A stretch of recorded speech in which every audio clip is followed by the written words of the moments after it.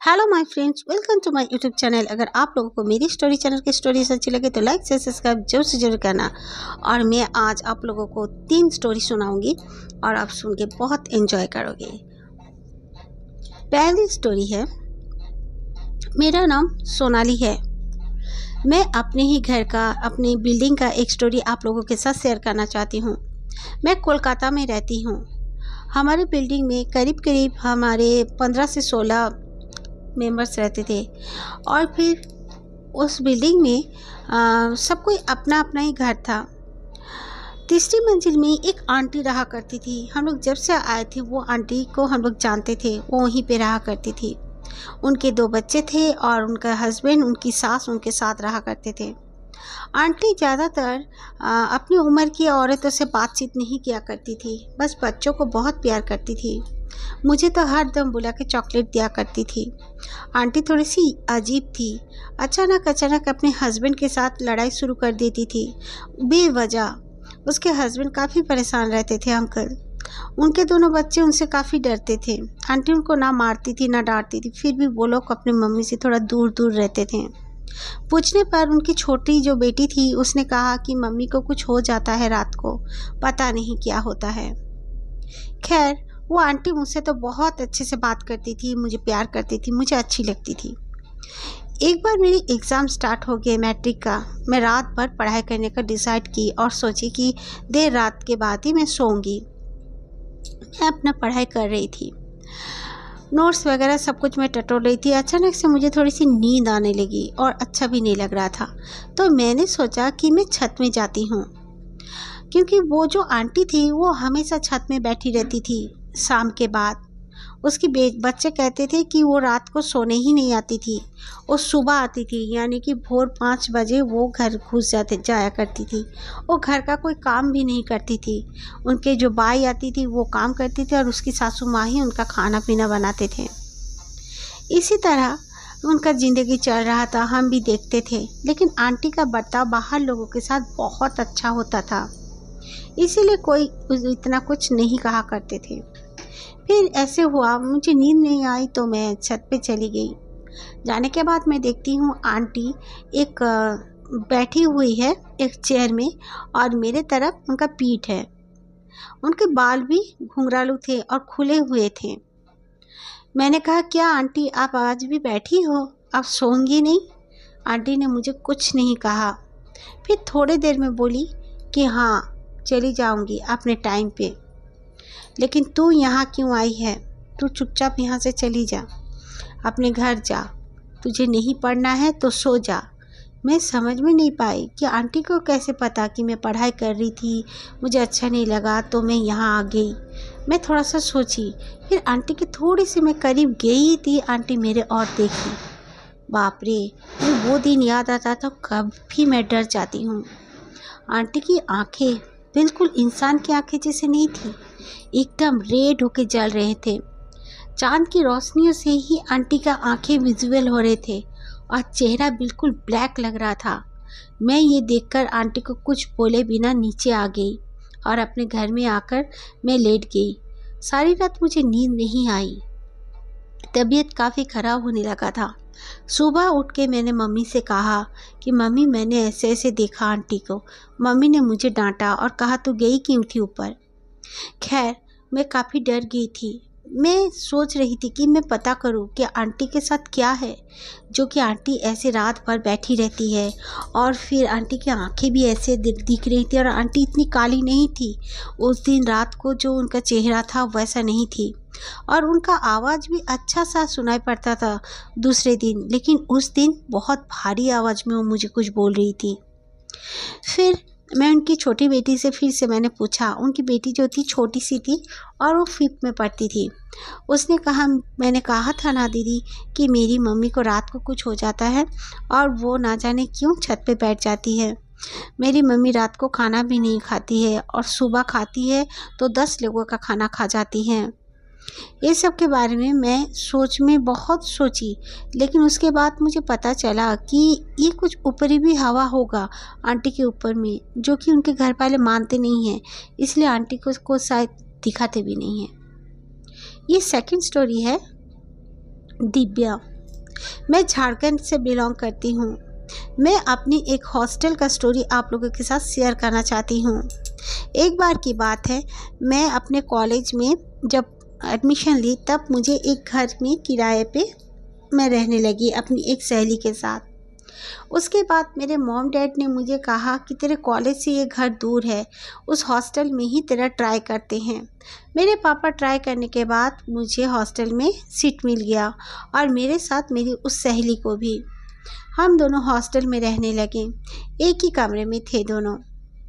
करीब करीब 1 महीने बाद मेरी सहेली की जो नानी थी उनका तबीयत बहुत ख़राब हुआ, तो उनके मम्मी ने फ़ोन करके कहा कि तू आ जा।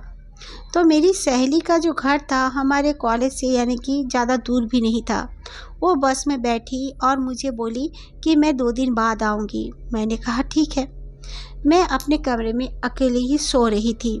अचानक मेरी नींद टूटने के बाद मैं देखती हूँ कि दरवाजे के पास मेरी सहेली खड़ी है। मैं चौंक जाती हूँ। फिर मैं थोड़ा सा अपने आंखें रगड़ के देखती हूँ कि वाकई में मेरी सहेली खड़ी है और वो अजीबोगरीब चेहरा से मुझे देख रही थी, हंसी करके, मुंह में हंस के, यानी कि वो हंस रही थी, बिल्कुल शैतानी हंसी थी।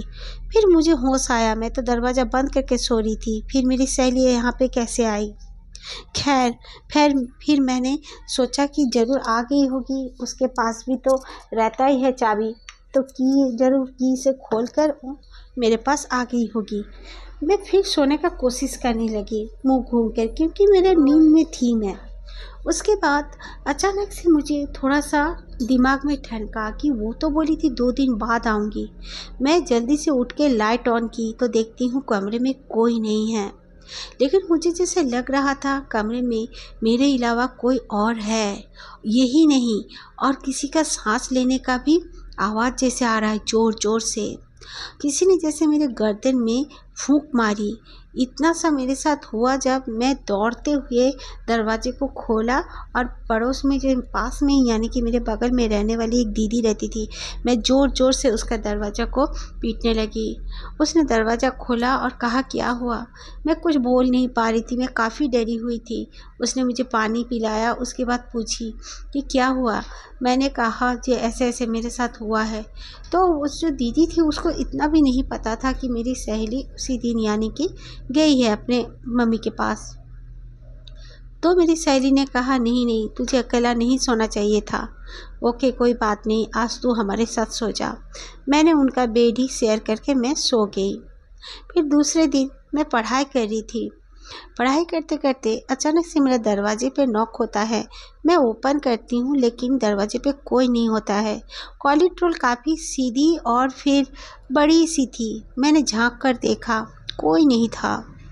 फिर मुझे बहुत डर लग रहा था क्योंकि पहली रात इस तरह हुआ मेरे साथ। फिर भी मैं साहस करके दरवाज़ा को बंद करके मैं बैठ गई। मैंने सोचा कि आज मैं लाइट ऑन करके ही सोऊंगी। मैं लाइट ऑन करके लेट गई और अपने मोबाइल में कुछ कुछ देखते देखते नींद आ गया था। अचानक से मुझे मेरे बेड में जैसे हलचल हुई। इस तरह लगने की वजह से मेरी नींद टूट गई।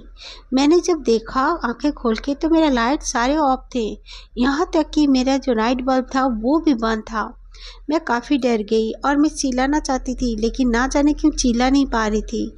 लग रहा था मेरे चेस्ट में जैसे कोई बैठा हुआ है और ज़ोर से मेरा गला दबा रहा है। मैं चिल्ला नहीं पा रही थी। फिर ज़ोर से मेरे मुंह से बस इतना आवाज़ आया, ओम ऐसे आवाज़ आया।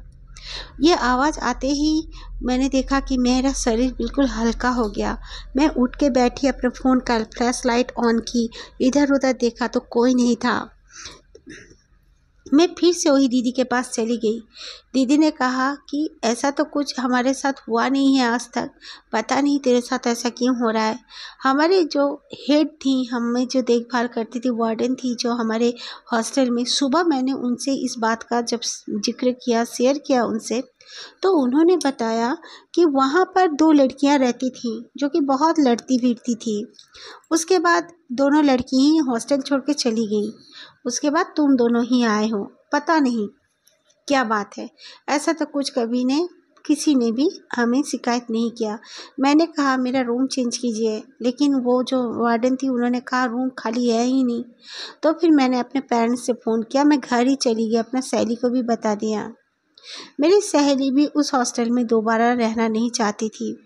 वो कह रही थी जब से वो हॉस्टल में आई है उसे काफ़ी दिनों से डरावनी सपने आते हैं और कभी कभार अपने आप से वॉशरूम में लाइट ऑन हो जाती थी, लेकिन मुझे इस बारे में कुछ पता नहीं था। खैर, मैंने वो हॉस्टल छोड़ दिया और मेरी सहेली ने भी। मेरा नाम टिंकू है। मैं अपना 8 साल की उम्र का एक स्टोरी आप लोगों के साथ शेयर करना चाहती हूँ। एक बार की बात है, मैं तब स्कूल में पढ़ती थी। मेरी मम्मी जो थी वो भी जॉब करने वाली थी, यानी कि मेरी मम्मी हाउसवाइफ नहीं है, वो वर्क लेडी हैं। तो फिर मेरे मम्मी जो थी वो सुबह सुबह चली जाया करती थी, शाम के 6 बजे घर आ जाया करती थी। और मेरे फादर दोपहर उनका शिफ्ट होता था, बिल्कुल सुबह से शाम, सुबह से दोपहर ऐसे। तो उनका ऑफिस ऐसे चलता था और मैं घर में काफ़ी टाइम तक अकेले रहा करती थी। पहले पहले तो मेरी दादी आके रहा करती थी, उसके बाद दादी से आना जाना भी उनका मुश्किल होने लगा। नानी भी आती थी, नानी का भी वो लोग उम्र होते गया तो वो लोग ज़्यादा आ नहीं पाते थे, इसीलिए मुझे थोड़ा सा अकेले भी रहना पड़ता था। तो इसी तरह एक दिन मेरी मम्मी ऑफिस से 6 बजे नहीं आ पाए। बहुत बारिश हो रही थी, करीब करीब रात के 9 बज चुके थे। मेरे पापा दोपहर को ड्यूटी गए थे और मेरे पापा को भी रात के 10 बजे आना था। लेकिन रात के धीरे धीरे 11 बज चुके थे, लेकिन मेरे मॉम डैड घर नहीं आए थे। मैं काफ़ी डर रही थी। हमारे घर के आसपास काफ़ी सुनसान है।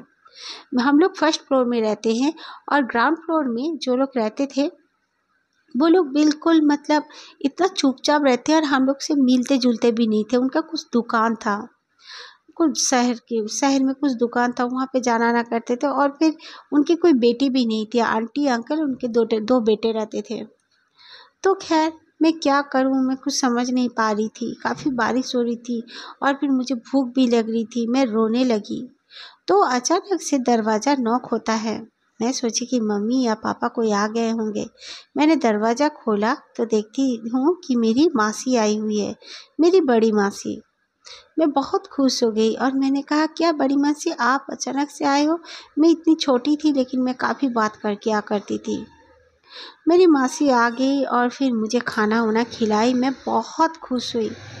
फिर रात के 12 बजे के करीब जब मम्मी पापा आए, मैंने मम्मी पापा को कहा मासी आए हैं। मम्मी जब देखने गई तो हमारे घर पे मासी नहीं थी, बल्कि वहाँ पर कोई नहीं था, लेकिन मैंने मासी को देखा ज़रूर था।